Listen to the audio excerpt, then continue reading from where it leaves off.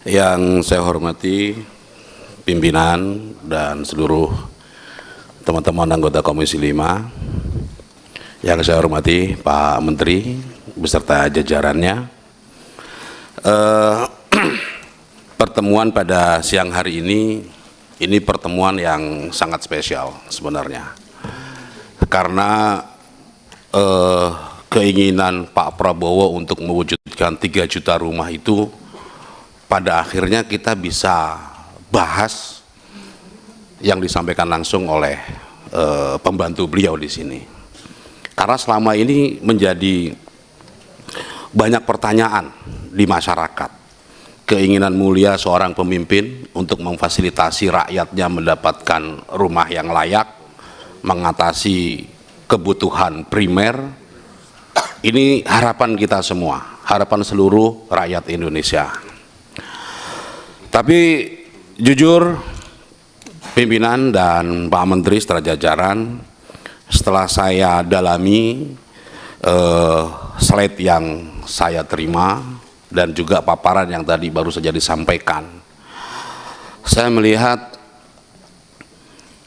rupanya Pak Menteri ini harus bisa membangun tim yang kuat.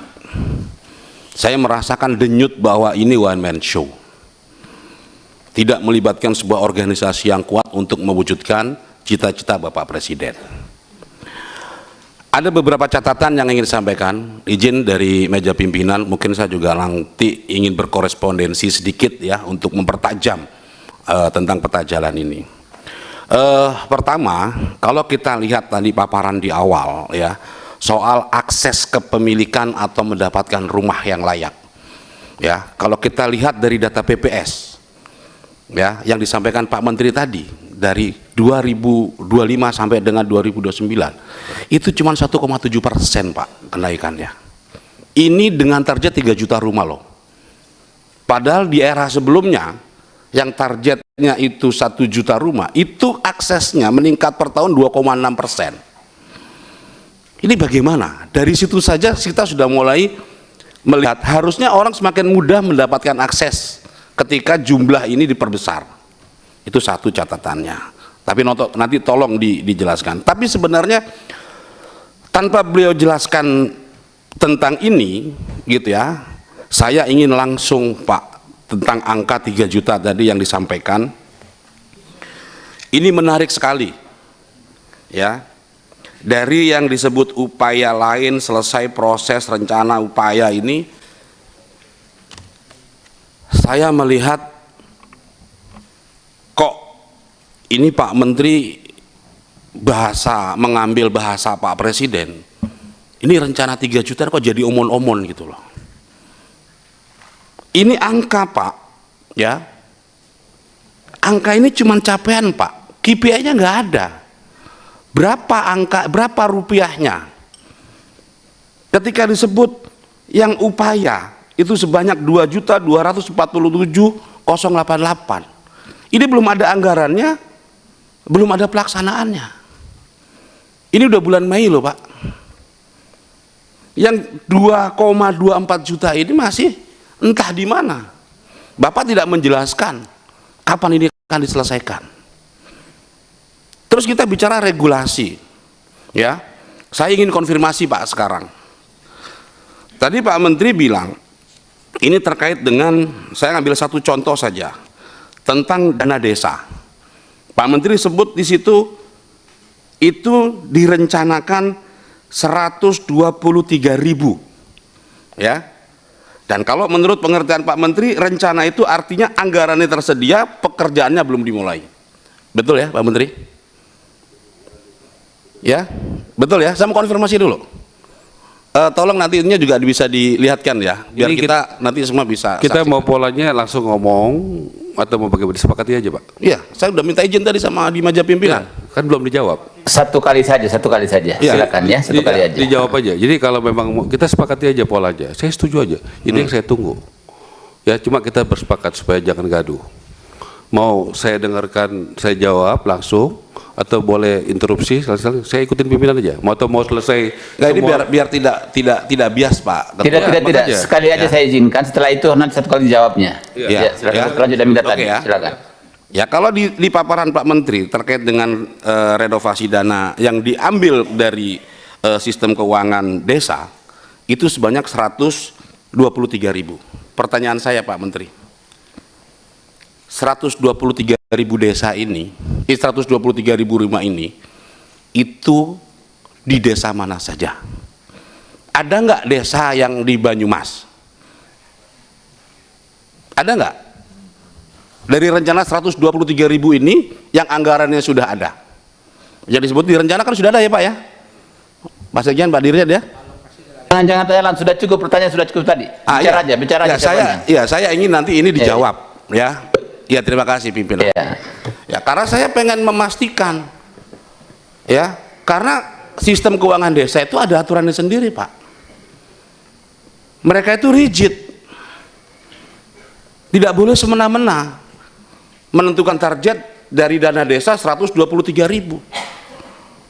Kalau desa, Pak Kades mengalokasikan itu tanpa ada peraturan Menteri Keuangannya, itu mereka bisa masuk bui, Pak. Jadi ini nggak main-main gitu loh. Lah ini kalau kemudian seperti ini bahasanya, ya, bagaimana teman desa kita? Saya hanya ingin mengkonfirmasi nanti 123.000 itu ada di desa mana saja, gitu loh. Biar kita ini clear. Saya mau cek kalau ada di Banyumas atau di Cilacap dapil saya akan konfirmasi ke kades-kadesnya. Betul Pak, panjenengan ini menyiapkan dana untuk renovasi rumah. Betul nggak Pak? Kan ini yang jadi pertanyaan. Belum lagi yang lain-lain Pak Ketua, ya, terkait dengan upaya lain yang 2.730.000 ya. Saya terus terang sedih juga pada hari ini, yang tadinya harapan saya membuncah untuk menyenangkan, menggembirakan rakyat kita mendapatkan 3 juta rumah yang layak ini, gitu ya. Ini dengan paparan seperti ini menunjukkan bahwa ini kerja-kerjanya ini nggak terorganisir dengan baik, KPI-nya nggak ada. Itu kalau kita bicara Pak, ya, ini hebat betul gitu loh. Ini sekian, totalnya rapi 3 juta. Bapak kan sudah simpul tadi ya? Iya enggak, ini saya nanti Bapak Menteri akan. Iya nanti dijawab saja. Ya, ini kan rapi betul gitu ya. Nah, pertanyaan saya ya, nanti ini angka-angka ini dari mana Pak? Terus biayanya berapa? Anggarannya itu berapa? Maksud kita saya, ini, Pak Yanar, ini pertanyaan retorik Pak. Ini retorik. Nanti dijawabnya sekalian saja. Terus Pak, Bapak ulang-ulang terus itu agak panjang. Maksudnya jangan terlalu panjang. Oh iya, makanya saya ingin menyampaikan Pak bahwa ya ini biar masyarakat ini jelas itu loh Pak. Karena isu banyak beredar Pak. Belum lagi kita bicara rumah gratis yang tiba-tiba hilang di paparan Pak Menteri, nggak ada di sini gitu. Padahal di luar ngomongnya banyak akan dibagi rumah gratis. Orang menahan diri untuk tidak membeli rumah. Tapi saya ingin agak fokus ke sini Pak, gitu ya. Karena ini kan yang akan jadi roadmap-nya. Ini kan pertanyaan kan ini kita bicara di sini, gitu. Ya kalau kita komentarin apa yang disampaikan Pak Menteri di media dan ini kan jauh banget gitu, gitu ya. Nah, yang ingin saya tekankan Pak, gitu ya. Tolong ini ya, ini udah bulan Mei. Nanti berapa biaya untuk mengeksekusi 3 juta rumah ini? Ya. Kalau yang dari APBN sudah nampak anggarannya itu ada di kita semuanya. Tapi yang upaya lain ini kan belum nampak, Pak. Ya. Nanti tadi Pak Menteri sudah mengakui ya, terkait BPHTB. Ini kaitannya ada di undang-undang, Pak. SKB 3 Menteri misalnya itu di bawah undang-undang.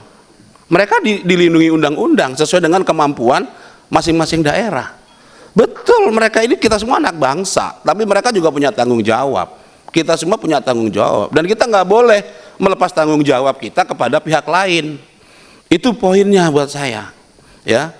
Jadi tolong Pak Menteri, ya, ini bahasanya itu didetailkanlah supaya ini menjadi realita yang bisa kita banggakan gitu sebagai keinginan Bapak Presiden, ya, dan Pak Menteri sebagai pembantu Presiden ini bisa mewujudkan cita-cita itu dengan baik. Terima kasih Pak Ketua.